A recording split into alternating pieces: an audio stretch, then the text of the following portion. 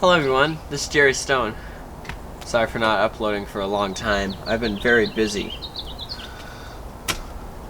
Today, you will see the long promised and awaited video for film photography. But first, let's talk a little bit about photography. Well, I assume a lot of you know the definition of what photography is, but I don't know. If you want some scientifically amazing stuff that people will disagree with me in the comments, then how about capturing light in a way that can be reproduced? So yeah, photography is interesting. I've been using digital photography for all my life, and yeah, I've always used digital cameras, but something a lot more likely in 2023 would be something like this iPhone. And yeah, but remember, digital photography didn't really hit the mainstream until the late 90s, and before then, obviously, people still took photographs. So obviously, that would be film photography. Film photography works very similarly to digital photography, but instead of light hitting a sensor and being transferred to a stream of data, it strikes photosensitive chemicals, and then, after development, produces a visible image. Let's go inside. It's getting cold out here. God.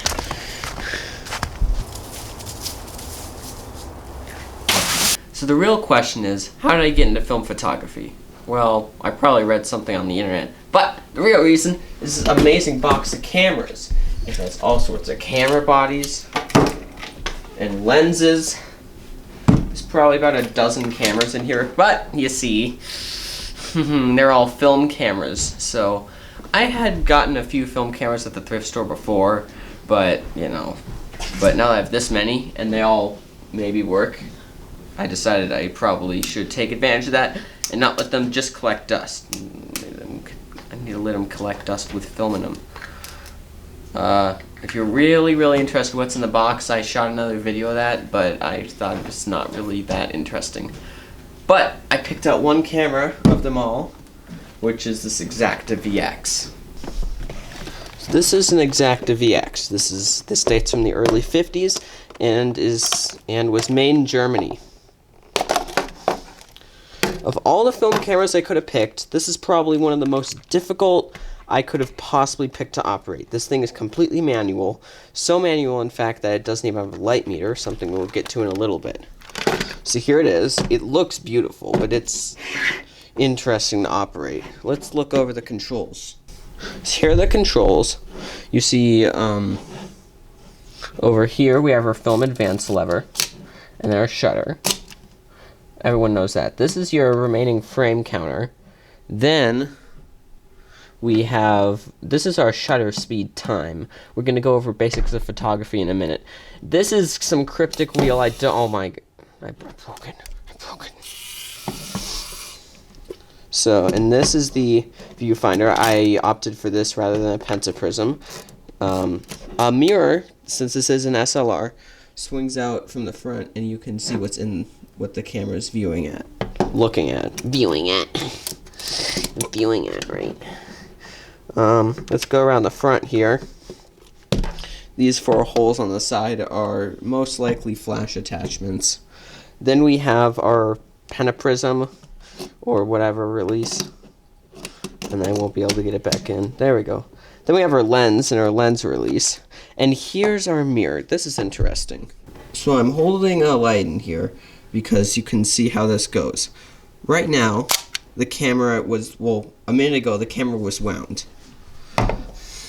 Let's wind it again, and you should see a mirror flip down. Now, if we take a look at this mirror, my flashlight just died, we can see that it is directing the light from the lens through the mirror and up into the viewfinder. And then, when you hit the shutter release, let's take a look at her again. The mirror moves aside so that the film behind the lens, the mirror moves, and then the film gets exposed. And then the shutter closes. The shutter and mirror have to work in unison otherwise you'll completely burn out your film. Speaking about that, let's talk about the benefits and burdens of film photography. So now we're going to see, should you do it? So we're comparing film against digital here in all these wonderful categories. So this will be going off of my personal experience. Other experiences might differ, so this is not scientific by any means. So first we're going to look at price of media. The smallest size I can find at Micro Center, which is 8 gigabytes, costs about $4. That can hold at least 1,000 very high quality pictures. This roll of film costs $20 and can hold 36 admittedly well looking pictures. So this obviously goes to digital by over a factor of 1,000. But what about the equipment? And this is where film pulls through. While I got all my film cameras from a very, very generous donation, I'd say an Exacta VX in today's market could easily run you over $100. You can get a point and shoot for less than 10, especially from a secondhand store. It depends on the equipment, but I'm actually going to give this a draw. Because I think either could be cheaper, but it depends. And knowledge. I think this also depends. If you're running a very early camera, like the Exacta, like I did, you need a lot of knowledge. And I know I probably spelled knowledge wrong, because I don't have I don't have a bunch of knowledge about how to spell knowledge. On the contrary, film cameras, digital cameras can be easy to use, but sometimes they can be rather tricky. They have a lot of settings, and sometimes it can be overwhelming. So, it's once again a draw. Ease of use, usability. Well, for a film camera, you have to load the film. With really old cameras, you have to do it in a dark room. Most newer cameras, you can do it in the camera, but you have to be careful, because I've heard horror stories of where people didn't properly attach the film to the take-up spool, and they didn't expose anything. Additional to that, a lot of cameras you have to light meter, whether that's using, oh my god, you have to light meter, whether that's using external light meter or an internal light meter. That takes time. Digital cameras have calibrated sensors to do that almost instantly. Yeah. I think this one's obvious. Even with the most automatic film camera and the slowest digital camera, the digital camera still wins. Speed, shooting. This is tough, but not really. At the beginning, and especially with my Exacta, it can take easily over a minute to set up, light meter, adjust, and shoot the picture. For digital, you click a button. Now developing. Even with the slowest, earliest digital cameras from the late 90s that took minutes to put one picture on a PC, it's still 100 times faster, even with the 1 hour photo, which doesn't exist anymore. So, film ain't looking too good. Then we have fun factor. I think this highly depends on what you like, because despite digital obviously being better in almost every way, I still found shooting film fun. So, here's our final verdict.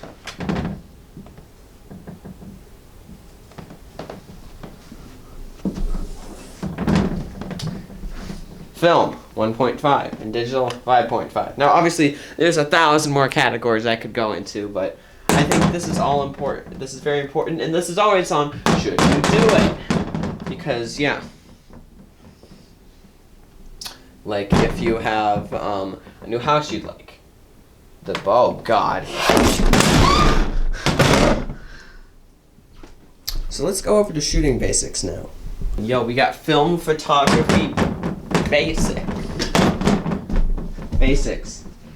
So there's a bunch of things. This applies to digital photography too. So I'm going to go over a bunch of things. Not loading the film. Loading the film is something you can look up online. It won't help you. You just got to do it. That's all I can say. We have a bunch of important things to learn. This is very, very basic, and I'm going to get it all wrong, but I think this is important. These are all the three main things that make your photograph not look like garbage. And knowing this, you will see why some of the photos I took look like garbage, and you'll understand why they look like garbage. So first, let's look at ISO. On some older cameras, it's called ASA. It means the same thing. When you look on a box of film, you can see that it usually has a number like this, like 200 or 400. Sometimes it says 400 speed. So this is the speed, or ISO, or ASA of the film. This is its native sensitivity to light, and sometimes you have to calibrate your camera adjustments on it. A very low ISO speed, like ISO 60, that will result in you have to take it in very, very bright outdoor images. Like you can point at the sun, it'll still come out underexposed. There's also ISO like 3200, which that you can shoot indoors with evil parties.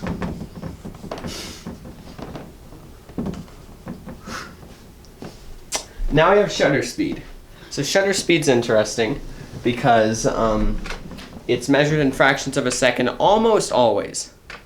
So, right, a common neutral shutter speed is 1/80th. That means that the shutter opens the film and closes the film in 1/80th of a second. So basically, it's just a burst of light, and that's what exposes the film. That's a fairly neutral shutter speed. Now, you will clearly see everything with film photography, there's a payoff. If you want to capture a lot of light and do some kind of time-lapse photography, astrophotography, you can do like a 1/4 second exposure, or even like 1 second, but this will create the burden of blowing out the film if you're not very careful. Usually this is why astrophotography, and it's taken late at night. Now, if you want to shoot very dark, you can go for like 1/1000th, which is great, but you have to be out in the frickin' sun because it lets in a tiny, tiny amount of light. But with, of course, bright, but the advantage is that if someone's running, then you can capture it still. While on a slower shutter speed, like 1/4 second, someone would look like a blur. And finally, we have aperture. This basically, there's an aperture element in your lens. So basically, we got your lens with this is completely counterintuitive. So let's pretend you have f3.5. You're gonna let in tons of light. And then imagine if we have f22. It's gonna be tiny. It's gonna let in a little bit of light. And you're like, well, obviously you want more light, but not necessarily. Remember, film is completely manual and annoying, and you can completely blow out the picture if you're not careful. The one thing that will be good with a higher f-stop and a small aperture is that you will have a larger depth of field. So imagine you have this person here, and then you have like a mountain range in the back. If you use f3.5, the person will be in focus, but the mountain range will not. If you use f22, especially if you pull the focus pretty far out, you can get both of them in focus. And that's film photography basics, and many photography basics. This is ISO 100. This would be meant for shooting bright outdoor situations. As you can see, the area basically that is outdoor, looking through the window, is reasonably well lit, but Wilbur ain't too bright. And this is ISO 12,800. As you can see, this is way, way overexposed. This would be meant for extremely low light situations. Okay, it appears your subject has left. But now we're going to look at aperture. Right now we're on aperture f7.1. If we go all the way down to f2.8, you can see that this is pretty overexposed. And then if we go all the way down to f16, and I accidentally zoomed in a little bit, there we go, you can see that it's a little underexposed. So you want to tune this. And finally, we have shutter speed. So now I'm going to go all the way down to, I'm going to go to 1 second shutter speed. It looks like right now, the closest, I'm going to put my hand over the sensor just to be safe, but basically this is a 1/4 second shutter speed. Now we're going to go up, up, up, all the way to 1/12,800th. The shutter cycles and holds open for every movie frame for 1/12,800th of a second. Now obviously this is a movie and there's slightly different principles, but these can be carried over. Let's go back to 1/800th. That looks about good. And there you go. So, as you can see, you have to balance these principles to get a well-exposed picture or video on film or digital. These skills are very useful in all sorts of applications involving a camera. So now let's look at a light meter, which is a tool that was used and what I used to properly expose a picture. This is a Gauss and Luna Pro, a pretty typical light meter. This is what I use throughout the shooting of my pictures. This runs on 2 mercury batteries, but I've used just normal, just carbon zinc batteries. You have to adjust that slightly since they produce a slightly different voltage. Basically, this is how it works. It uses a selenium cell, which is basically like a single element of a solar panel, and it reads the light, right? Let's remember how a solar panel works. A solar panel takes an intensity of light and turns it into a voltage. Solar panels are manufactured to optimize that voltage. These selenium light cells were manufactured to be as precise as possible. So I can flip that again and take it to 9, since we're on the first scale. Sometimes you use the second scale, but in this case we're indoors, so we're going to use the first scale. So we're at about 9. So now we're going to move down, and we go off this yellow arrow, and we're going to move this to 9. And then we're going to go up, and this is all our possible combinations. So if we wanted, we could do F8 at 2 seconds. Oh, one more thing. This shutter speed, aperture, ISO. With film photography, you have a set ISO. With digital photography, you can change it. So on ISO 200, with the meter at 9, we could take basically a half-second exposure with a 1/2 shutter. And that's how a light meter works. The only thing is this thing broke all the time. So finally, let's put all these principles in action. We have our light meter and our camera. So this camera doesn't have any film in it right now, as you can see, but let's pretend it does for here. So let's pretend we're taking a picture of these bottles here. So the first thing we're going to do is advance the film. This can really be done in any order. This is how I did it, I think. So I advanced the film, then I took a light reading. I tried to, if I could, I moved the camera out of place and took a light reading. But if not, I put it right on top of the camera like this. And I think the light meter just completely died. This was not very reliable. From my experience, I'd say this is about a 6. So let's move this to 6. So let's see, we can do, this is pretty crazy here. We can do F2 at 1 second. Let's do F4 at 4 seconds. Fortunately, we can't do this. So let's just pretend this is an outdoor scene. We're going to set the scales to 14. That would have been something pretty typical with ISO 200 film. So we can now do F3 at about 1/100th. So we are going to open up the pentaprism, take off the lens cap. Then we're going to set this dial here. Let me zoom in on this.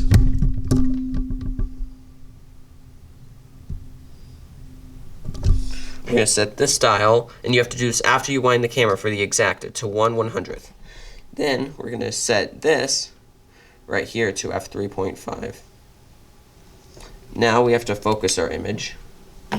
Let's pretend this is kind of in focus. And then we take our exposure. And it's as simple and easy as that.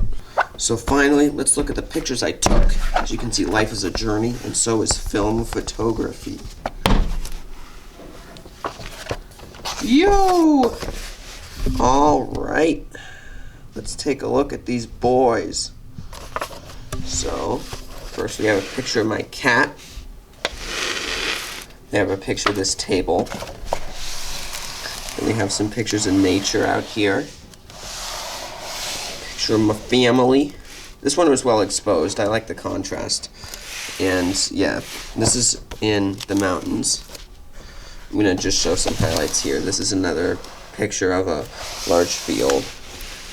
We went sledding. That was crazy. That hill was like stupidly steep. This really shows the limits of the photographs. This was taken almost at nighttime. This did pretty well. This picture's a little green for some reason.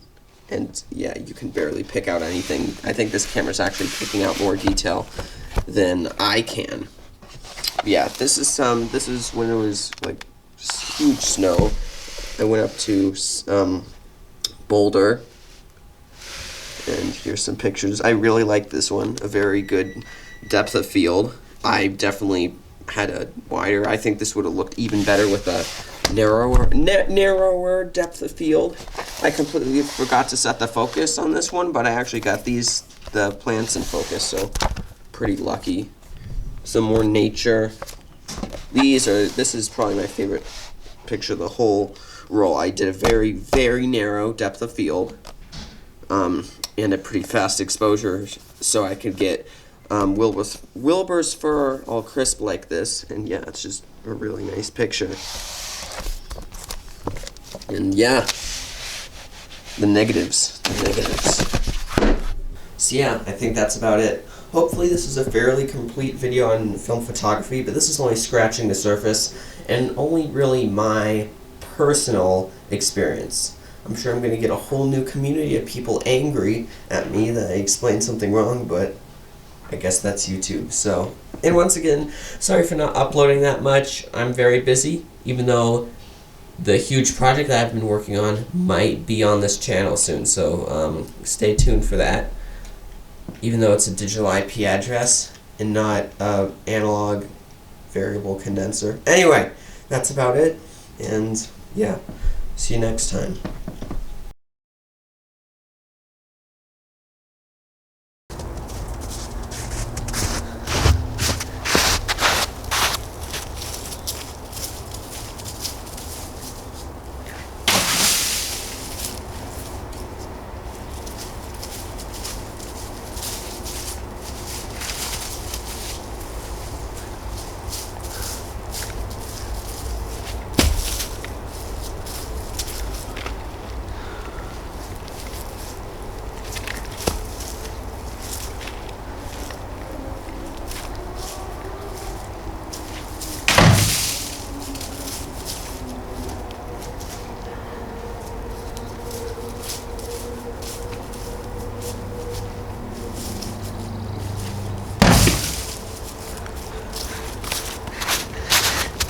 My hands didn't even get, oh no, they got completely soaked. Luckily I'm wearing gloves.